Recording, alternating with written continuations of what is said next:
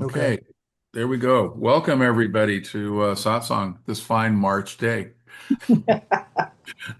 Um, so we're gonna have kind of a fun time today. I'm a little of this actually is I think Joseph particularly will enjoy some of what we're gonna talk about today. The uh, um, the thing that you realize when you're working and you're starting to work with this and developing a living understanding, which is what the term Ramesh would use for working with this kind of approach, um, is that you're sure to run into some part, and and and the mind is going to say something like, not only no, but hell no. And so I just wanted to just tell you that ahead because this is a really interesting this is an interesting conversation. And this is a Ramesh conversation. It's chapter 9 out of Consciousness Speaks. And I basically, it was posted on the page for everybody if they wanted to have a copy of it. So I'm going to go ahead and I'm just going to work through it like I normally do, and you'll see what's going on. But note that he goes one level beyond the I am. He says, okay, there's the I am, and then there's this understanding, and that's what we're going to talk about today. So it starts out, and the questioner says, "In the instant that I realize I've been lost thinking about the future in the thinking mind, is there anything in particular to do?" And Ramesh comes back and he says, "Nothing, absolutely nothing." Now remember, you're going to hear this a little bit. Ramesh used to like to use a little bit of a pointer called the thinking mind and the working mind. And the working mind is the mind that once it's accepted that you are simply being lived into every moment, that there is no author of making any decisions, that the only functioning in the mind from there on in is to do the things that are in front of you. That's the working mind, right? The working mind does those things. Pick up, what is that old saying about carry water and, pick up sticks and carry water. I forget the Buddhist saying. Yeah, Chop wood, carry stop will water. carry water. So, so, That's it. so, so the working mind applies to that. The thinking mind is the one that includes all of the things, like planning and projecting what's going to happen, and all of the kind of strategy things that the mind does in order to hold itself in a position where it believes that it's making the decisions. Mhm. So that's the thinking mind. So this person has been exposed to that particular concept because they've been lost in thinking about the future. In the thinking mind, he says, is there anything in particular to do? Because he says, hey, it's much better to be in the working mind, right? The chop wood, carry water, that's all. But Ramesh comes back and says, nothing, absolutely nothing. So watch how this goes. The next moment will take care of itself. I may forget about it and think about the future again. And Ramesh says that's correct. What I'm saying is that there has been a listening with a certain amount of receptiveness. Otherwise, even this question would not arise. So this receptive listening will turn into understanding, and that understanding will be witnessing, which is necessary to avoid the involvement. It is the me, the thinking mind, which in spite of the understanding asks the question, so what do I do now? So he's saying the thinking mind, the one that thinks it needs to do something, right? That's the one that's always strategizing. And the answer is do nothing, right? He says that means effectively ignoring the thinking mind. The only way this thinking mind shrinks is when it's ignored. There is no other way that it will end. In Vipassana, one method of returning to the present is to focus on some body sensation. This sounds similar to what you've been saying, says the questioner. No, that kind of doing is still the mind watching the mind, a mental process. Self-inquiry does not mean that every time a thought occurs, one should methodically begin to think, to whom has the thought occurred? I am not the body, and so forth. All of that is in time and duration, isn't it? Anything that happens in time and duration is involvement. So instead of getting involved in the mental process, it is easier, simpler, and more effective to remain in the position of joyous acceptance. Right? Watching. A thought has come, it is witnessed, it gets cut off. The witnessing does not need any mental process. Not necessary. Right? Here we go. What is the best way for one to understand that one is not the doer? And I find that this is the absolute acid test, if you will. This is the one that most people, when they hear it, go, no, no, no, no, no, no. You can say anything that you'd like, but telling me I'm not the doer, that's not one of them, right? Keep the rest of everything you said is wonderful. The doer part, I'm not in on that one. He says the best way to realize you're not the doer is to realize that you are not a solid body. You are merely an emptiness in which the energy vibrates according to a particular individual pattern. So you're not an individual being, let alone an individual doer. Now you see what I mean? Getting rid of the entity. You're not even an individual entity. You are nothing. You are merely a pattern of vibrating energy. Truly understanding that with conviction will help tremendously. Right. So that's what he's after, that the definition of seeing yourself as something solid and as a body is also the part that really contributes a lot to believing that you're making decisions and you are the doer that you're visualizing or you're seeing within the arising of consciousness itself. Yeah, but those two go inside of me. Those two go so together. I am not a doer. I am not a, and neither of those can I let go of for very long. Right. Right. And so here's where, and so here's why this is so beautiful, because you'll see he's going to return and return and return, right? And to the fact that what you do is nothing, right? And the reason that he does that is because at every spot within the thought process, what's the thought, what happens, right? Internally is the question, what should I do? Right? I know that this isn't resonant. In other words, I know that this particular concept, this particular pointer doesn't work for me, right? And so what should I do? Mm. Well, what you do is nothing. And that's what he's after here.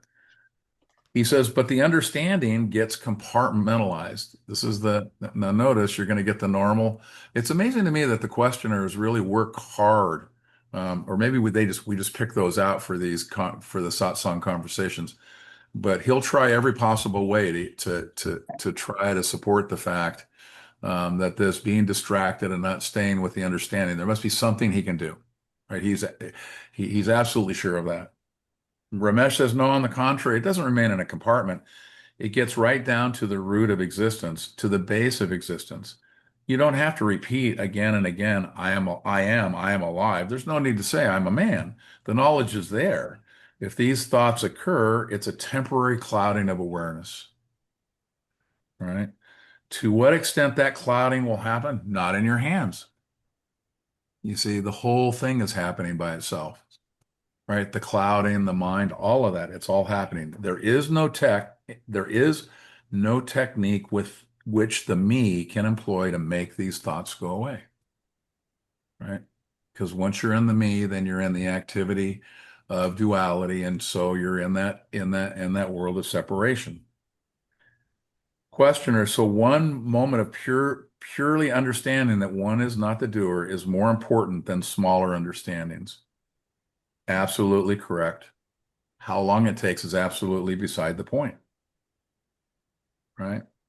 Maharaj would admonish people to cling to the sense of I am. The answer was given to the person that needed to do something.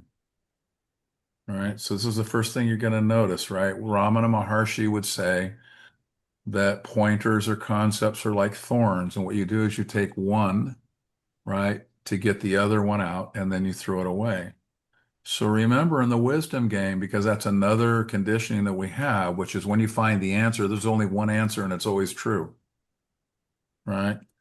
And within wisdom, what happens is that the same thing is heard and it falls in an entirely different way, right? So it's just a difference. It's the difference in the sense of what we're up to, right? So it was difficult for me, this is Ramesh speaking, to understand who was addressing when he said, remain in the I am. Right? He's addressing it to someone. It was a troublesome question which bothered me deeply for 6 months. That's your question too, right? Yes, but I hope it doesn't last 6 months. And Ramesh comes back and says, you can be thankful it doesn't last 6 years. But it is a basic question. The question would pester me morning and for the rest of the day. And finally, there was a sudden understanding to me that these suggestions, just be or remain in the I am, were not addressed to me. If I accepted the basic truth that me is merely an appearance and consciousness, there was nothing further to be done. You see what he's done? So he's basically said, hey, the pointer of just go be in the me, so to speak, right?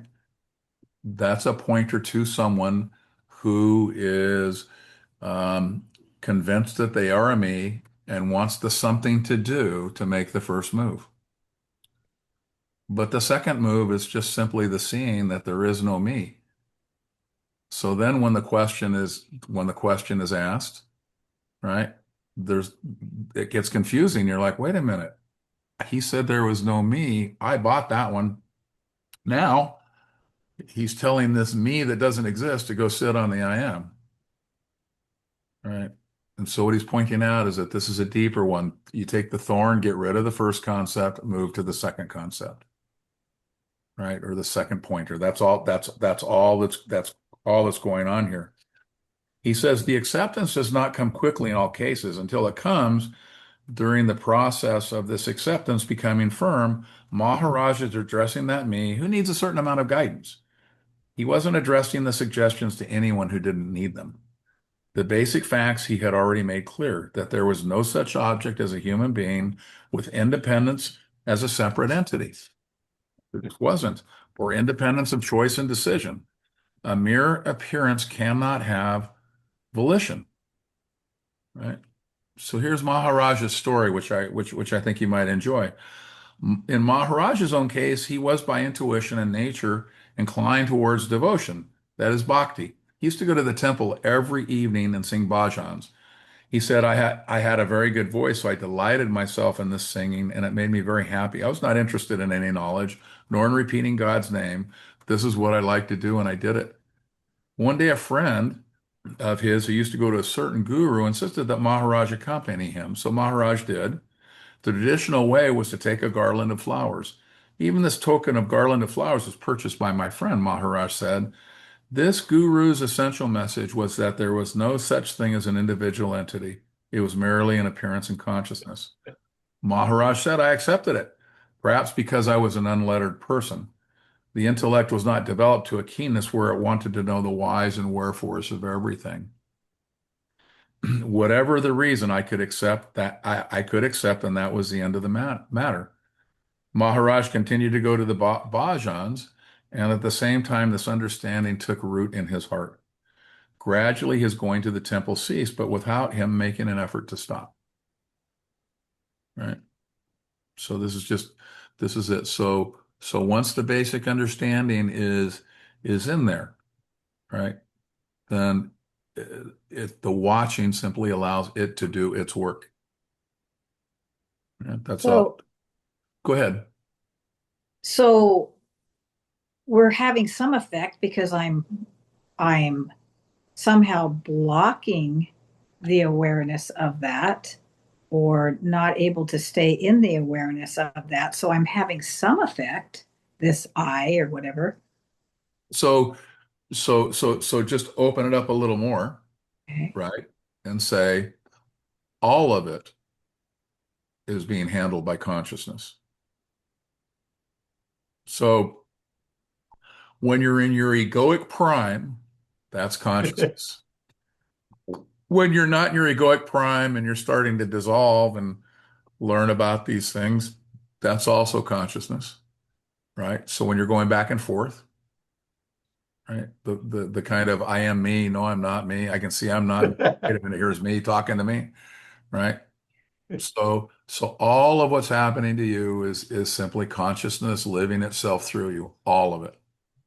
So consciousness wants us not to be aware at some point and then become aware, or it feels like a consciousness is toying with us. Right. Well, so here's where you have to get ultimately with consciousness is to see that consciousness does what it does, and that the only answers that you're going to get are answers that really aren't all that great. You just simply know consciousness is doing consciousness, right? So people would say, what is the purpose of consciousness, right? And the definition I always give is to reveal itself to itself, right? Because we live in duality and we all have perception. So perception is happening. Consciousness is revealing itself to body minds that have faculties. So it's revealing itself to itself. Now, that's not going to satisfy the mind very much if you think about it, because all I've said is what's happening, right? I haven't given you a reason or a purpose, right? I've just said the purpose of consciousness is to reveal itself to itself. Right. There's a very famous story, I believe it was Longfellow, who was a poet, and he asked a child, why is the grass green? And the child looked at Longfellow like he had lost his mind. He says, dude, grass is green because it's green. And that's the answer ultimately in consciousness, right? Grass is green because it's green. We have all learned that we can go into this set of analytics and come up with a reason that things are the way they are. But Hmm. what happens is we invent a story, right, that stands in a place of saying this is why it is. And what ultimately happens to that story? It gets replaced by another one because mind wants to keep moving and make its advances. So, in your and my day, we talked about chlorophyll and all of that stuff. Well, today they're talking about all sorts of different stuff, words you and I probably would never even care to hear about, right?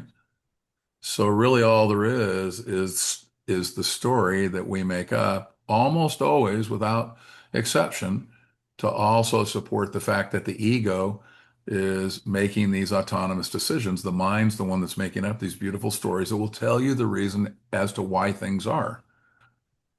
So you can't even know why things are unless this beautiful ego and mind are involved to basically create this advisory that this is the case. So when you're in the world of consciousness, what's happening is that you're moving away from the mind, right, and into the felt experience of arising. And the invitation is to move into that experience and recognize that it proves itself, so to speak, right? Because because the sense of being lived into every moment, right? That felt experience solves all of the problems about asking questions about what's involved and what's not involved, right? Because the experience itself. So that's where you get, and later I'll talk about faith and belief, but that's the thing. There's a living understanding. Sit with the living understanding. That's what's going on with this fellow who's questioning, right? He's going, man, my mind goes off. I don't know what to do. What should I do? Ramesh says absolutely nothing, right? So the Yeah, question, yeah. This mind can never figure it out. that's right. Yeah. Okay. So what happens is you let the mind do the mind, right? And Okay. eventually it will turn into entertainment that you don't have to pay for. It might even be there, right? Yeah, buddy. Yeah. So so that's how that part that's how that part goes, right? So he said Maharaj about staying in the I am was asked, "What did you do?" And he said, "I went to my guru who told me to stay in the I am. I did, and in 3 years realization happened." Later on, he amplifies it a little by saying in those 3 years he stayed in the I am more and more. Was it the witnessing that kept occurring and he simply was aware of it more and more often until he didn't leave the state anymore? That's the questioner. Because Hmm. he's having a hard time with this. He's going, wait a minute. He told him to stay in the I am and he stayed in the I am, which is true. Maharaj said that. Again, remember, when Maharaj is speaking or anybody is speaking, they're speaking to the level of whoever the question is being asked. That's the level that the response goes to, right? A pointer that can't be fully utilized is useless. So if somebody is very identified with the I, they're at the beginning of their journey, then go stay with the I am, right? But later on, you'll see what's said is you're not really even an ent you there's no I to stay with the I am. So all that needs to happen is watching. That's the next level down. So or up, whichever directional you like, right? So he said, all Maharaj can do is repeat that there is no one to remain anywhere. The remaining in the I am happens. It has to be understood in the passive tense.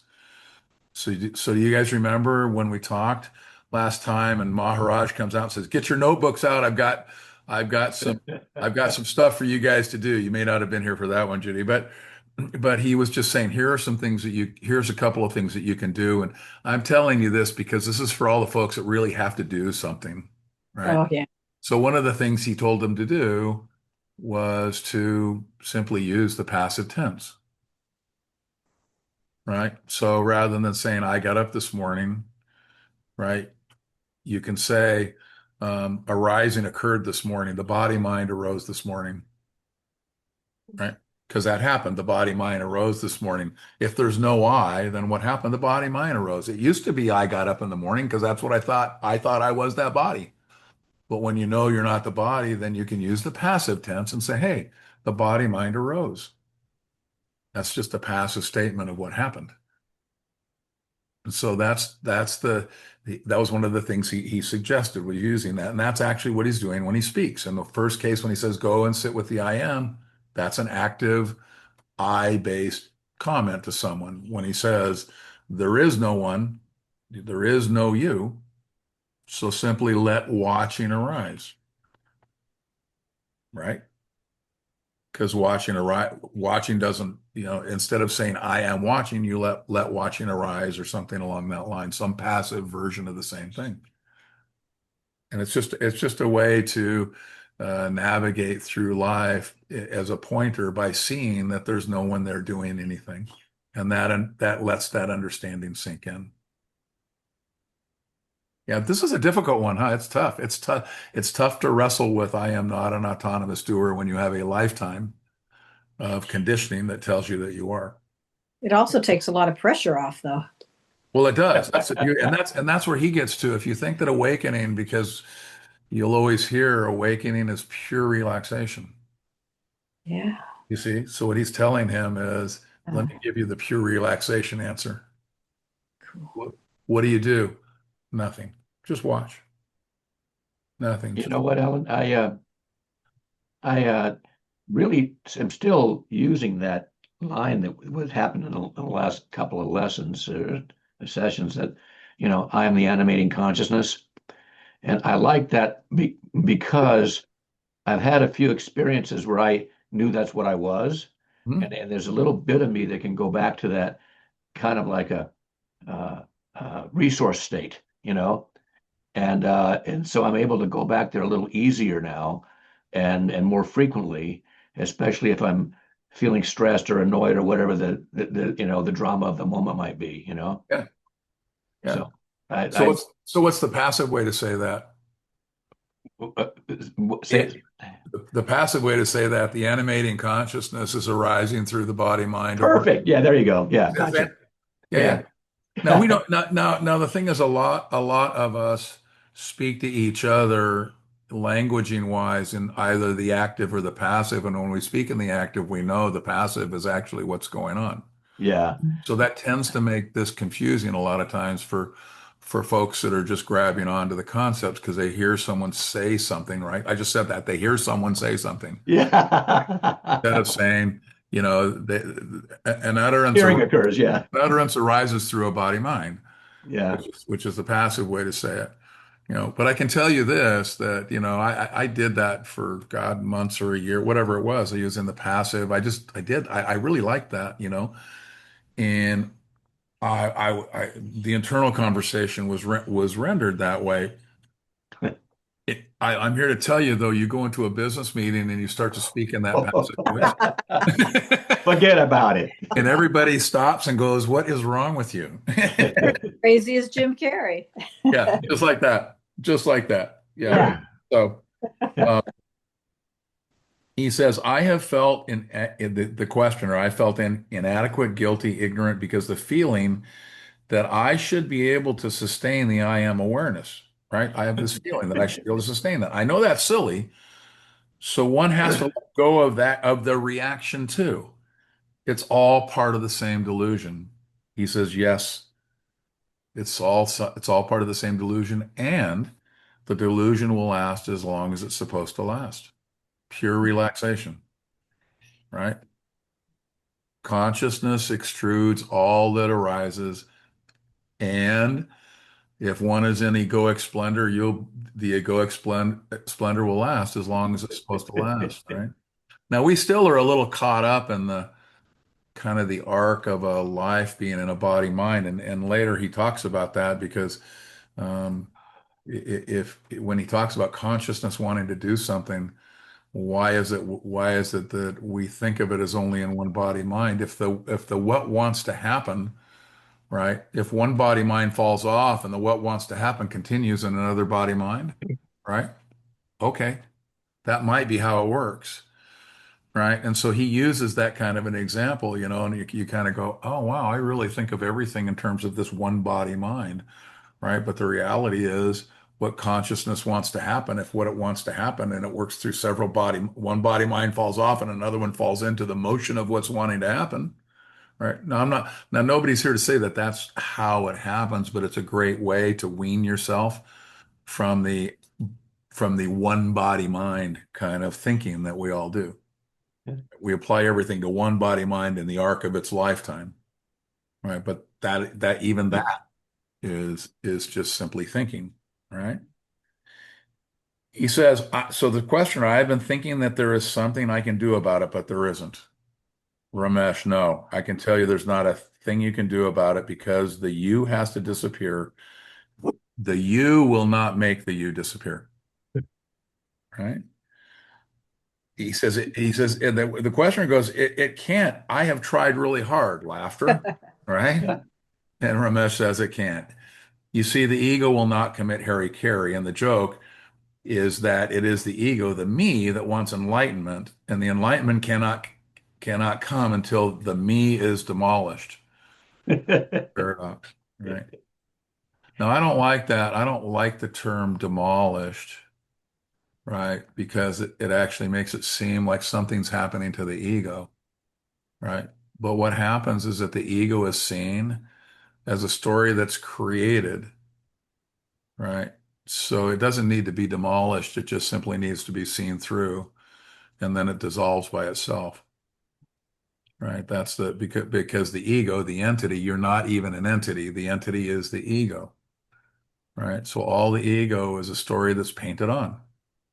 It's really interesting that scientists have done, the kind of thing where they figure out that what happens is that the action occurs, and then the thought that is assumed to precede it and create the occurring is actually happens after the occurrence has happened. Now we're talking about pieces, milli or whatever. I mean, really small pieces of time in the scientific sense of things, right? So if that's true, right? If that's truly the case, when does the story happen? After the happening.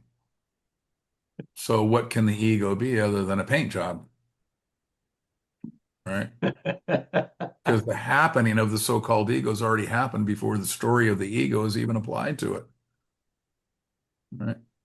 So that's just another way to look at the same thing. Now, there's not a lot of people going around, by the way, talking about that. There are a lot of scientists that are talking about that, but I don't think they've applied it to the ego just yet. So that they left it they left it really non-scientific people to do, which Alan, can you yeah. repeat that? I'm sorry to ask, but can you just repeat that last statement?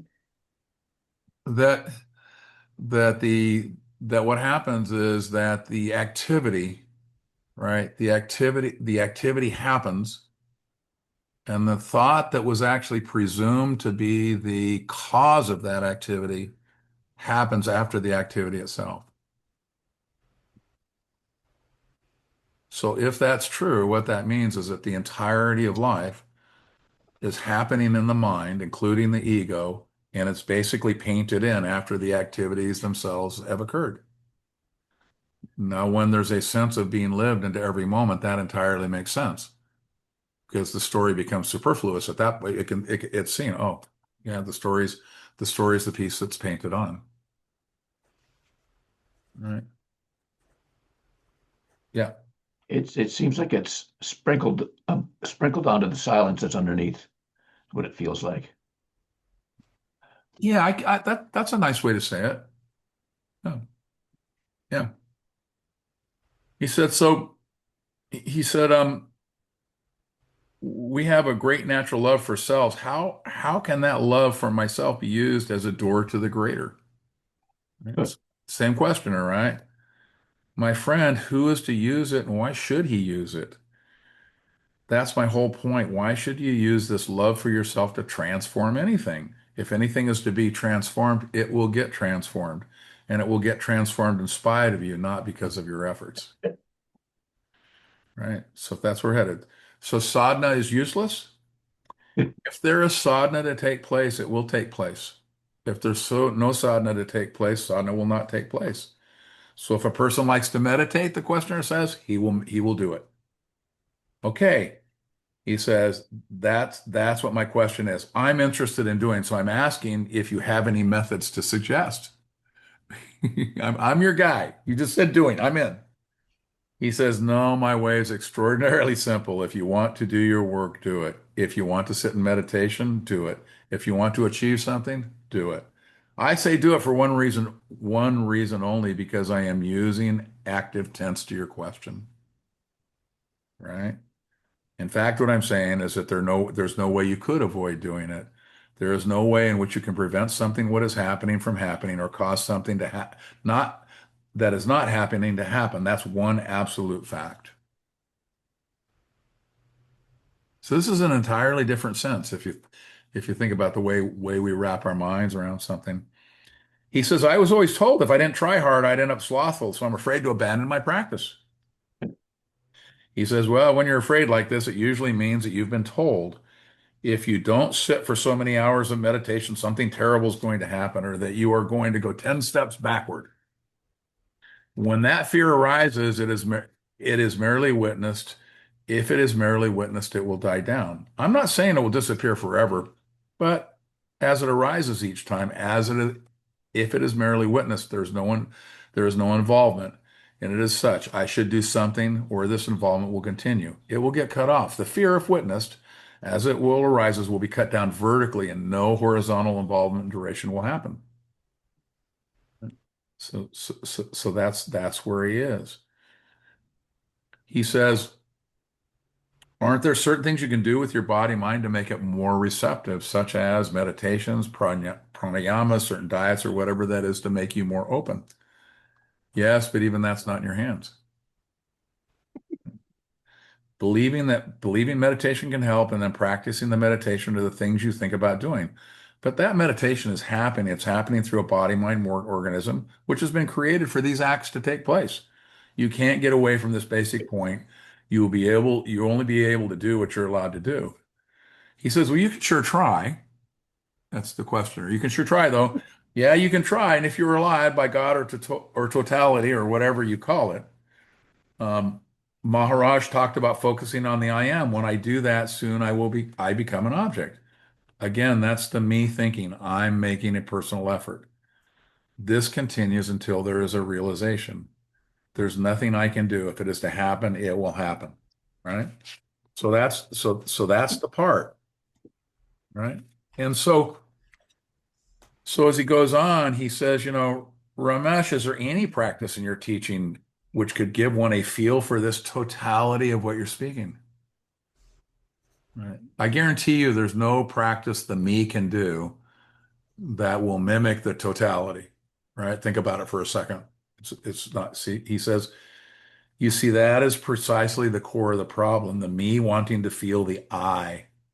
How is that possible? The other way around, yes. Right? Now it can happen, but you cannot make it happen. That is the core of my teaching. That is why in I am that you will find lots of contradictions. This is the point he's after. To one person, what Maharaj would say, you would meditate. To another, he would say, your whole trouble is that you meditate. All right? Meditation in the beginning can be a purifying process, but the danger is that the individual who practices, the meditator, likes the practice so much that the means becomes the end. He says in Los Angeles last year, Ramesh used to go to LA back in the day. There was someone who was talking of meditation, and he came up with the fact that he meditates 14 hours a day. He meditates 14 hours a day. Wow. He says, shall I, he says, shall I meditate? He said, I don't know. He said, how long have you been meditating? Again, I don't know.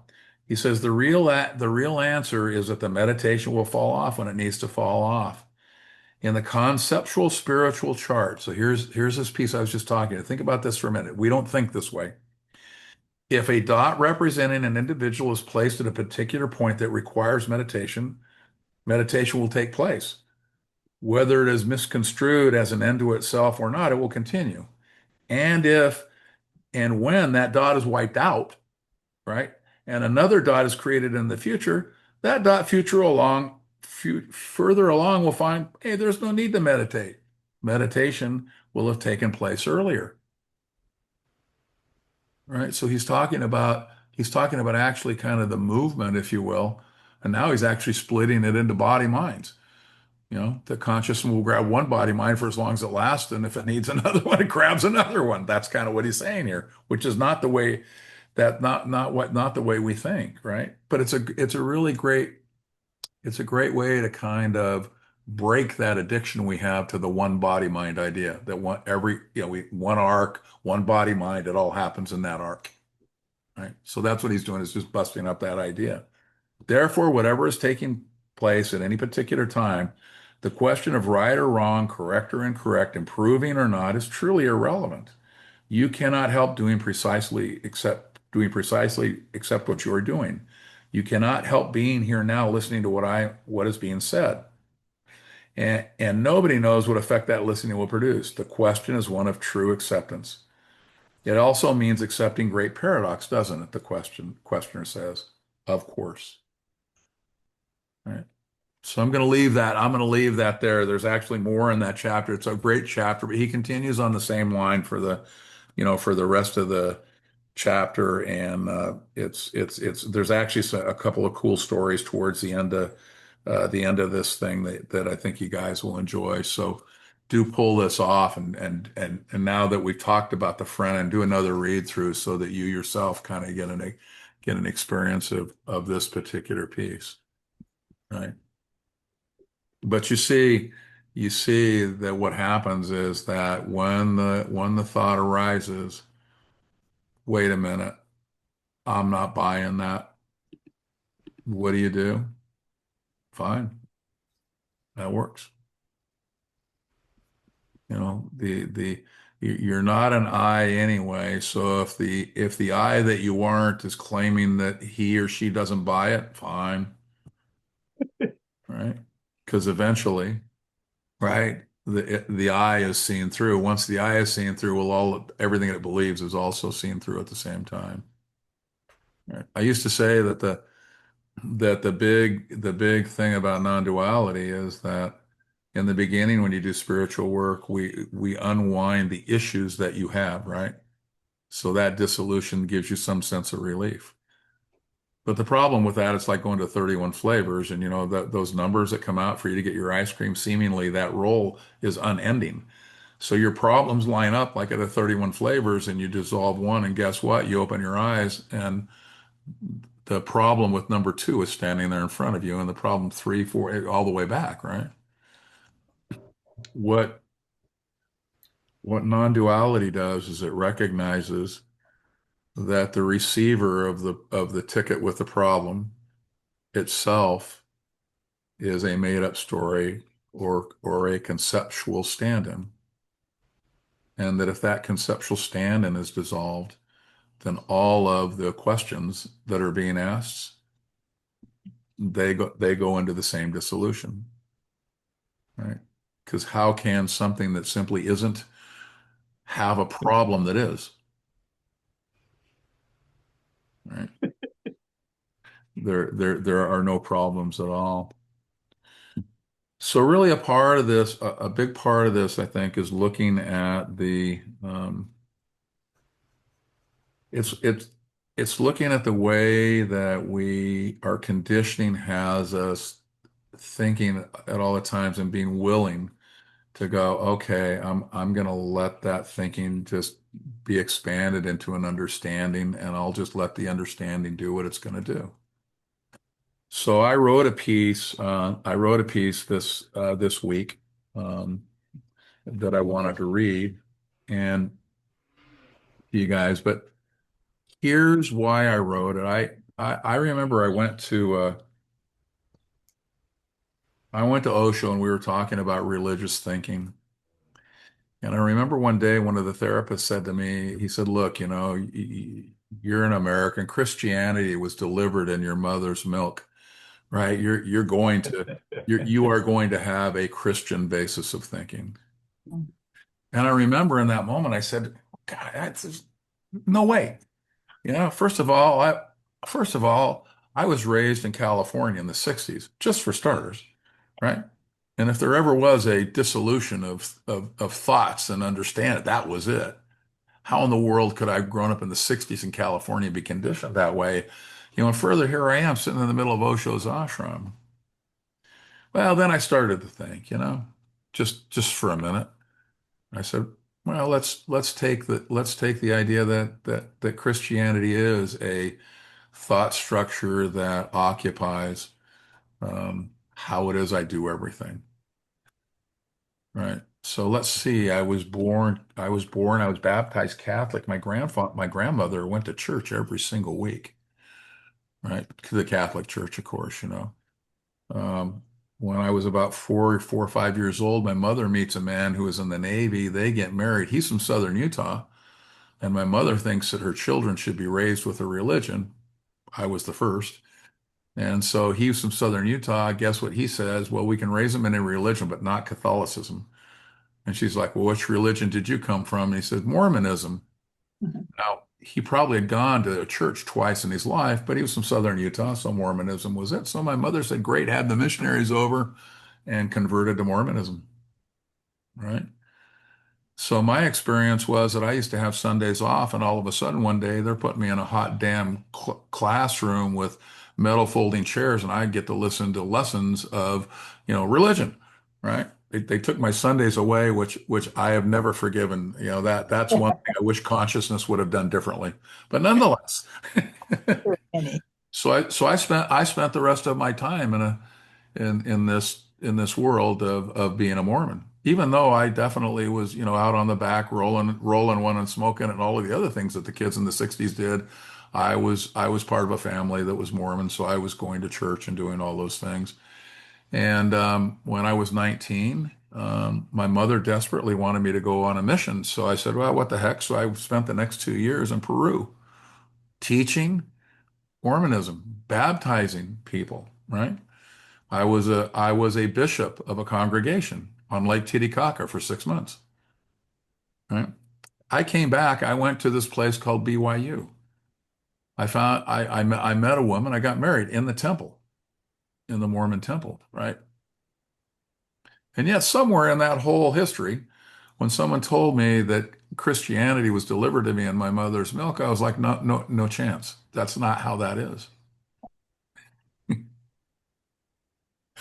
So So I just want you to take note of that little piece, right? Because I think we all fall into that trap. So I wrote a little piece because I just found it interesting and it's about faith and belief. So and I think everybody will relate to it. I go, faith is a dangerous word.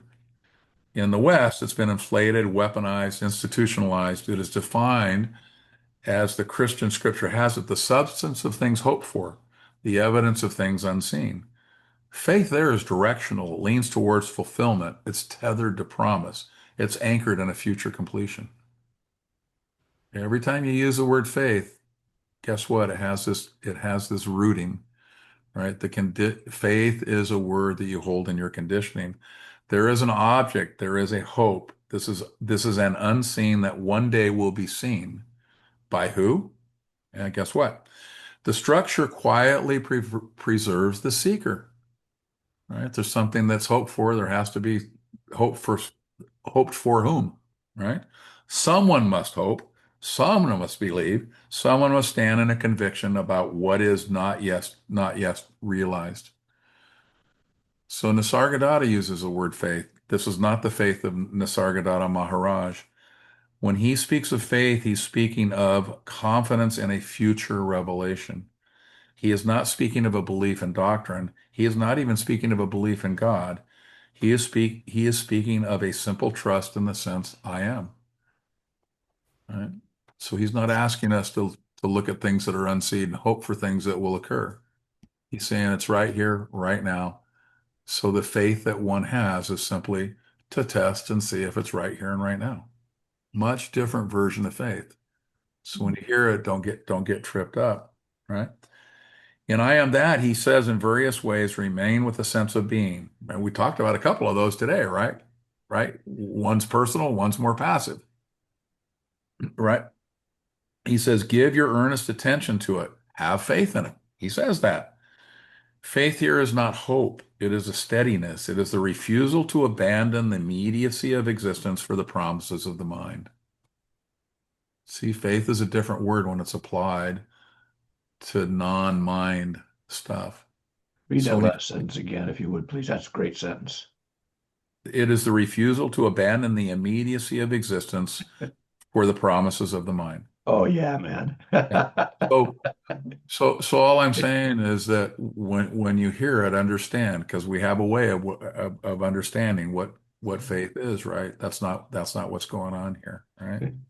Western belief systems are map-based. They construct elaborate intellectual architectures and ask the believer to stand on them. The belief is an object. One holds it, defends it, argues for it. The ego loves this. Belief gives it a position. Faith in Maharaj's sense dissolves position.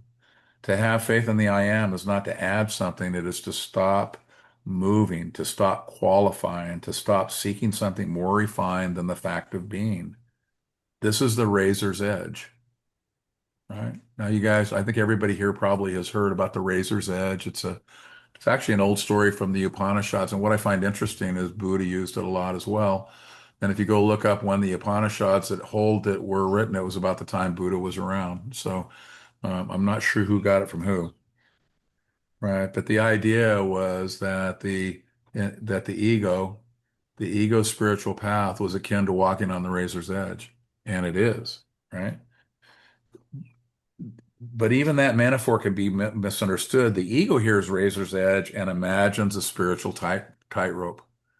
So most everybody who's ever heard the term the razor's edge has probably been exposed to this spiritual tightrope for which Buddhism or some other belief system can help one stand on the razor's edge. A precarious balance, a heroic act of awareness. It attempts to perch there, to maintain heightened consciousness, to perform precision spirituality. It cannot. The ego's attempt to rest on the razor's edge is tension, effort, vigilance. It is still becoming. The razor's edge in awakening is not the position you hold. It is what remains when holding collapses. Right? There's no more razor's edge then, right? The razor's edge is only there when the ego looks at it and says, "Holy shit, how do you do that?" That's the relationship of the ego and the razor's edge. When there's no ego, the razor's edge, it's pure relaxation. It's easy to be on quote unquote the razor's edge when you are the razor's edge, right? You do not stand on it, you are it. This is why Ramesh Balsekar emphasized understanding over practice. We heard that today. For Ramesh, the critical insight was the absence of personal doership, right? The relaxation that follows the seeing that events simply happen according to totality. Faith in this sense is not a belief in destiny. It is a surrender of resistance to what already is. Huh. Now, if you think about that, the ego basically is an exercise in resistance. It's the attempt to cut a story out of what already is happening, right? Western belief says stand firm in what you cannot see. Maharaja's faith says remain with what cannot be denied. There's a vast difference. Belief is outward facing, it projects meaning onto the unknown. Faith in the Advaitic sense is inward settling. It rests in the undeniable fact of being prior to interpretation. The Christian definition speaks of evidence of things unseen. Maharaj is not concerned with the unseen. He's concerned with the obvious. The sense of I am is not unseen. It's the most immediate fact of experience. I exist, or existence is in the passive sense, right? It does not require imagination, it requires attention. But attention without trust is impossible. The mind wants to move beyond the simplicity of being. It wants revelation, experience, vision, conclusion. The ego wants to occupy the razor's edge as an achievement, right? Awakening reveals that the edge is not a place, but a non-place. It is the vanishing point of subject and object. A place where belief has no foothold. This misunderstanding arises because Western conditioning equates faith and certainty about content. Advaita equates faith with surrender of content. That's the difference. Western belief systems require adherence. Advaitic faith requires relaxation. Right? The ego imagines that resting on the razor's edge will grant special status, heightened awareness, spiritual distinction. But the razor's edge is the disappearance of distinction. Maharaj's insistence to earnestness was not a call to heroic striving. It was a call to sincerity, a willingness to remain with the fact of existence without decorating it. Right, really important. Ramesh's clarity about the absolute absence of doership was not fatalism, it was release, the dropping of the burden of authorship. Faith in this lineage is not future-oriented, it's a trust in what already is the case. The razor's edge points to the subtlety of this recognition. It is fine, it is easily conceptualized and thus missed. The ego wants to grasp it as a position, but awakening is the collapse of position. There is no longer an attempt to stand anywhere. The edge is revealed as seamless. It's the edge that has no edge. No balancing act, no heroic faith, just this. Ordinary, immediate, unowned. Western belief seeks substance for what is hoped for. Advaitic faith reveals that what is sought is the seeker's own being. For once that it is seen, even the word faith becomes unnecessary. There's no one left to believe, no one left to hope. Only the simple self-luminous fact of existence prior to belief, prior to doubt, prior to even the razor. So I don't know if you see what I did in the writing, right? We started with the concepts that we held, right? Moved them into more Advaitic pointers. And then the end, did you see what happened? Right? It all disappears, all of it. Right? Yeah. So when you are working with the pointers, right, there's an assumption that we make that we see memes out there, right? And it's a quote out of I Am That, right? Yeah. And what we read and go, oh, that applies, right? The question should be, does it apply? If it's a personalized version, the group here is moving from the personal to the impersonal, and so, right, all of the memes that you see are not pointers for you, right? Not pointers for where the movement is happening in this body mind and the course that it's taking. That's what wisdom would tell you. So this is the process of just understanding that as depth happens, this need to feed, right? I did these pointers, and one of the things I noticed in humanity, right, it was the need to feed. I put this picture of, you ever seen the cows that all come into the thing, and in these new cattle ranches, they've got a thing that stretches forever and they're eating the hay. I mean, it's this big machine, and the cows rush over and they're all sticking their heads in this metal thing with full of hay and stuff, right? And I imagined humans being that way. And in our need to feed, what we do is whatever we read, it must apply to me. Because we have inside of the need to feed, right? Hmm. So just notice that, right? Notice that wisdom will want to live where it lives. If the non-personal is already happening within you, right? The personal pointers are no longer for you. Don't go sit with the I am, just recognize there is no me, right? That's the next level down. If the recognition that you're working with is there's no me, then any personalized direction isn't for, there is no you. That's what Ramesh said. It took me 6 months until I went, wait a minute, he's speaking to someone, and I also know there's no me. It took him 6 months of wrestling with that, right?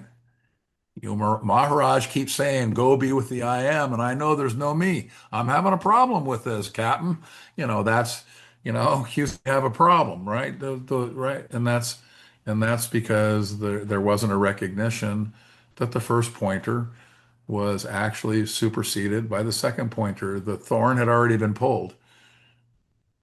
So that famous, and I always say that it's a very famous thing. Ramana Maharshi said, take a thorn and use it to pull the other thorn out. And everybody repeats that all through the spiritual world. But there's a second sentence. I don't know if you guys know this or not.